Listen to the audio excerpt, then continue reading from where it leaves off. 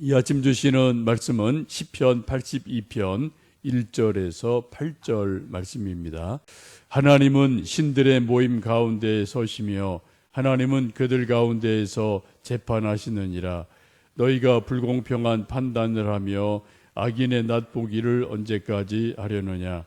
가난한 자와 고아를 위하여 판단하며 곤란한 자와 빈궁한 자에게 공의를 베풀지며 가난한 자와 궁핍한 자를 구원하여 악인들의 손에서 건질지니라 하시는도다.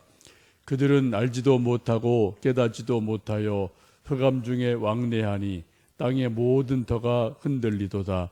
내가 말하기를 너희는 신들이며 다 지존자의 아들들이라 하였으나 그러나 너희는 사람처럼 죽으며 고관에 하나같이 넘어지리로다. 하나님이여 일어나사 세상을 심판하소서. 모든 나라가 주의 소유이기 때문이니이다. 아멘. 시편 82편은 아삽의 시편입니다. 큰 주제는 공의로우신 하나님께서 불의가 많은 이 땅에 하나님의 공의를 이루어 주십시오라는 것을 기도드리고 있습니다.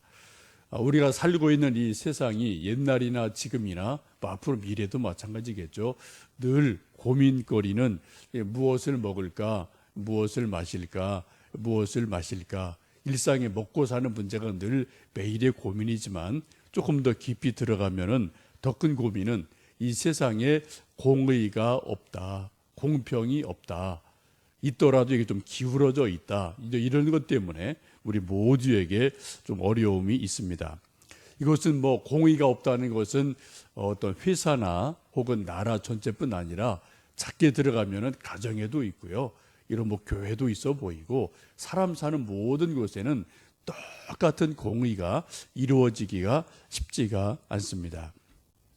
여러분 집안에서 자녀들이 4, 5대면 뭐 셋만 넘어가도 자녀들 사이에 벌써 부모님에 대해서 여러 가지 말이 나오거든요.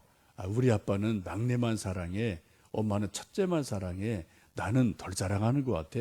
뭐 이런 말들이 여러분 자녀들로부터 들려오지 않습니까? 혹은 여러분들이 어릴 때 좀 자녀가 많은 그런 가정에서 자라신 분은 우리 부모님은 뭐 마지만 좋아해, 또 막내만 더 사랑하셔, 나는 찬밥이야. 뭐 그런 생각, 그런 느낌 여러분 가져보신 적이 없으십니까? 뭐 그런 일이 꽤 있으실 거예요. 저도 아이들이 셋인데 아이들 이렇게 말을 들어보면은 다 이렇게 표현이 달라요. 저나 뭐 아내가 나름대로 골고루 한다고 하는데 용돈이나 옷 사주는 거나 또 뭐 생일이나 뭐 할 때 나름대로 똑같이 한다고 하는데 애들이 조금 지나서 들려오는 말 보면은 누구만 더 잘 해주고 뭐 나는 뭐 찬밥이야 이런 반응이 꽤 이게 나오거든요. 그래서 저희들이 깜짝깜짝 놀랄 때가 있습니다. 뭐 여러분들 하시는 말씀이지만 아이들이 그런 말 할 때 부모님들이 하는 가장 좋은 답이 뭡니까? 10손가락 깨물어서 안 아픈 손가락 없다 하고 실제로 손을 뭐 깨물어 보이고 이게 좀 아픈 신용을 해도 애들이 그거 뭐 못 알아듣죠. 하여튼 나중에 이제 또 아이들이 커서 이제 시집장가 가서 애들을 낳아 길러보면은 조금 이제 알까. 아무리 부모들이 이 말 저 말을 해도 아이들 입장에서는 늘 아빠는 누구만, 엄마는 누구를 더 이런 것들이 나오는 것이 우리 가정이지 않나 싶습니다.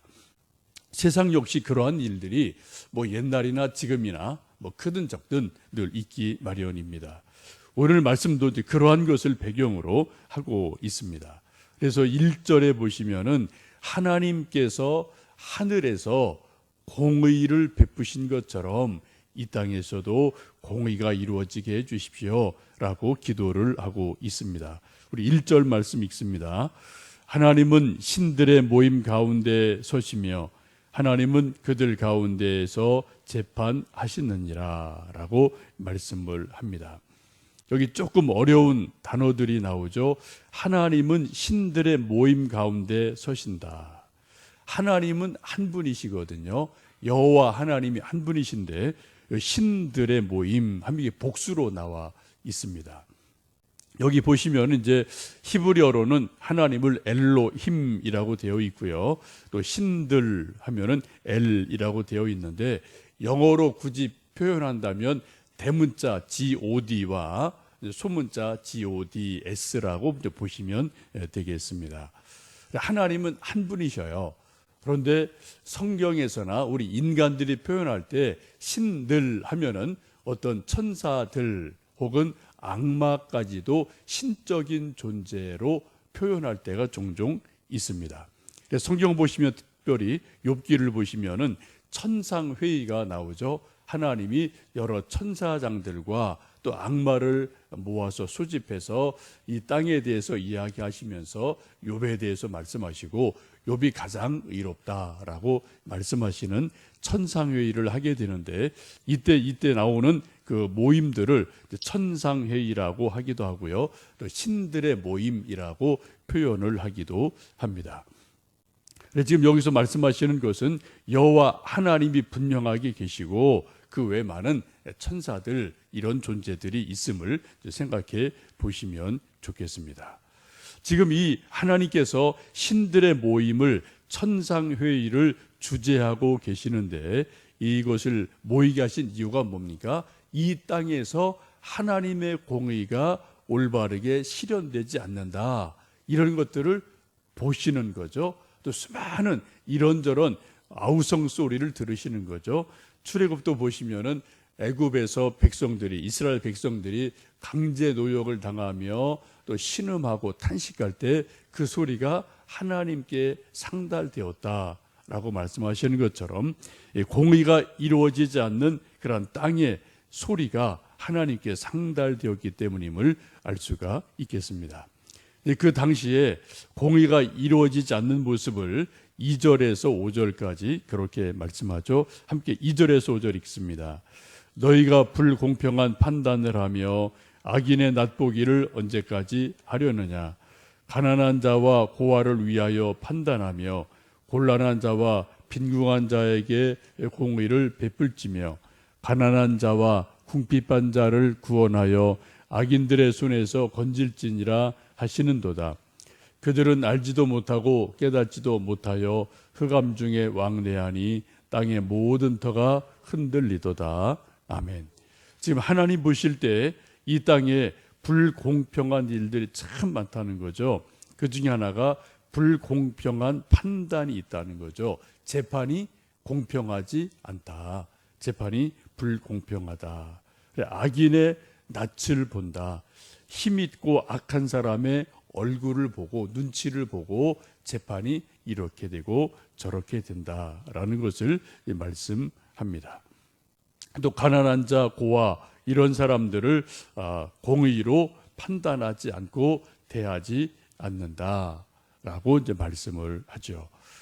구약에서 하나님이 강조하시는 것 중에 하나는 약자, 특별히 구약에서 나타나는 약자는 이제 세 종류죠. 고아, 과부, 나그네. 이 세 사람이 대표적인 약자인데 이런 사람들을 공의롭게 대해라.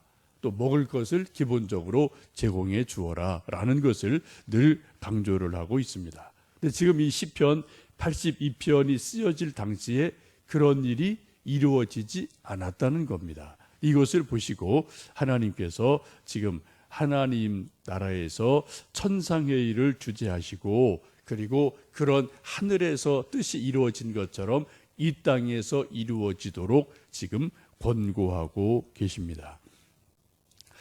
늘 이제 세상에서 옛날이나 지금이나 어려운 일이 그거죠. 강한 자는 더 강하고요, 약한 자는 더 약해지고. 근데 이런 현상들이 옛날에도 있었고 지금도 있고요. 이런 것들이 아주 많이 있습니다. 구약 시대에 선지자들이 하는 메시지가 크게 두 가지인데 하나는 우상을 버리고 하나님께로 돌아와라. 믿음을 강조하고 믿음을 회복하는 메시지가 아주 중요한 선지자들의 메시지고요. 두 번째 메시지가 뭡니까? 하나님의 뜻을 따라서 공의를 실현해라. 그래서 고아나 과부나 나그네들을 압제하지 말고 잘 대접해라 라는 것이 선지자들의 큰 메시지이죠. 신약 성경 보시면 야고보서에도 그런 말씀을 합니다. 신약 시대도 그런 것이 있었다는 거죠. 교회 왔을 때 부자들 화려한 옷을 입은 사람들은 사람들이 환영을 하고 어서 오세요, 앞자리에 앉으세요라고 환영을 하지만 누추한 옷을 입은 사람들, 가난한 자들이 오면은 오는지 가는지 관심도 갖지 않고 또 저쪽 뒷자리에 앉으라 하고 좀 냉대하는 것을 말씀하시면서 그렇게 하지 말아라 라고 권면하는 것을 야고보서에서 우리가 볼 수가 있겠습니다. 왜 그렇습니까? 아무리 부자이든 혹은 가난하고 병든 자이든 그 겉보기에는 다를지 몰라도 그 사람의 속에 들어가면은 그 속에 있는 생명, 그 속사람은 하나님의 형상대로 지음받은 똑같은 존재이기 때문에 겉모습 보고 사람을 판단하지 마라 라는 것을 구약에서도 신약에서도 강조를 하고 있습니다. 이제 말씀을 쭉 보시면 6절에 또 귀한 말씀이 있는데 이제 그런 말씀을 합니다. 6절 읽습니다. 내가 말하기를 너희는 신들이며 다 지존자의 아들들이라 하였으나, 여기도 조금 또 우리가 이해하기 힘든 표현이 나오죠. 너희는 신들이다. 우리를 인간을 향해서 우리가 신들이다. 또 지존자의 아들들이다 라고 말씀을 하는데, 이것도 번역상의 이제 표현의 문제인 것으로 보시면 좋겠습니다. 여기도 영어 성경을 보시면은 신들은 스몰 GODS예요. 신들이다 그렇게 나오고요. 지존자는 더 most high, 그래서 이제 하나님 한 분, 그분을 가리킬 때 성경에서 지존하신 분, 지존자 이렇게 말씀을 하고 있죠. 성경은 우리 인간을 신의 아들이다라고 말씀합니다. 본문도 그렇게 말씀하죠. 지존자의 아들이라라고 말씀하는데, 이것은 우리가 하나님의 형상대로 지음받은 존재라는 것을 말씀하고 있습니다. 제 안에 하나님의 생명이 있고요, 하나님의 형상이 있고요, 또 여러분 한 분 한 분 안에 지금도 하나님의 생명이 있고 하나님의 형상이 있습니다. 신의 성품이 있어요. 그래서 그것을 성경에서는 신의 아들들이다, 신의 자녀들이다 라고 말씀을 하고 있습니다. 우리 인생의 행불행의 관건, 우리 인생이 복되게 사느냐 그렇지 않느냐, 이것의 가장 중요한 포인트가 바로 여기에 있는 거죠. 세상에서는 돈이 많으냐 적으냐, 권력이 있느냐 없느냐, 건강하냐 아니냐, 이런 것에 중심을 둡니다만, 성경은 우리가 하나님의 형상대로 지음받은 존재이기 때문에 신의 형상을, 하나님의 생명력이 우리 안에 충만하면은 인간다운 삶을, 복된 삶을 사는 거고요. 이것이 없으면은 이제 또 복된 인생이 안 되는 거죠. 좀 꽃으로 비유를 한다면, 여기 있는 것은 이제 지금 생화를 꽂아 놓은 건데, 여러분 가끔 보시면은 조화가 있어요.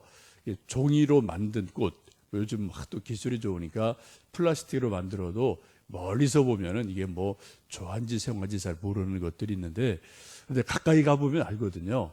또 이제 조화인지 생화인지 알 수 있는 가장 결정적인 게 뭡니까? 향기가 있느냐, 향기가 없느냐, 이 문제가 있고, 꽃이 지고 나서 열매가 있느냐, 열매가 없느냐, 이것을 보면은 조화인지 생화인지를 알 수가 있게 됩니다. 여러분, 우리 인생도 마찬가지입니다. 우리가 겉으로 볼 때는 아무리 화려하고 이것저것이 있어 보이고 대단하게 보일지라도 우리에게 하나님의 생명이 없으면은 그 안에 생명의 열매가 없습니다. 구원의 열매가 없습니다. 성령 열매가 없거든요. 근데 우리가 좀 겉으로 보기에 조금 초라해 보일지 몰라도 우리 안에 하나님의 생명이 있으면 우리 안에 생명 열매가 있거든요. 구원이 있거든요. 성령 열매가 있거든요. 지금 우리가 이 말씀을 쭉 보시면서 우리가 하나님의 아들, 딸들이다, 우리가 하나님의 형상대로 지음을 받은 존재다라는 것을 다시 한번 기억하시면 좋겠습니다.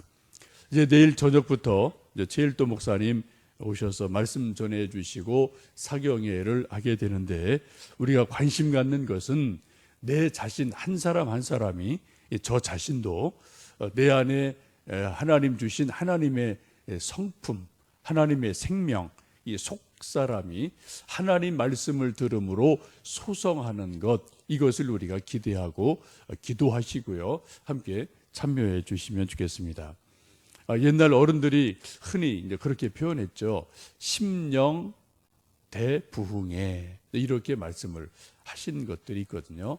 근데 저는 그 표현이 좀 좋다고 생각을 하는데, 사경에도 말이 맞지만 제가 주일날 말씀드린 것처럼 또 부흥의 사경에 두 가지 혼용했을 때가 있는데, 심령 부흥에, 심령 사경에, 또 부흥 사경에, 이런 것을 좀 우리가 생각을 해보시면서 먼저 내 속사람 영혼이 하나님 말씀을 들음으로 소성하고 또 회복이 되고 힘을 얻는 귀한 은혜가 있도록 기도해 주시고, 여러분 동참해 주시고, 또 함께 은혜 받는 귀한 일들이 있기를 주님의 이름으로 축복합니다.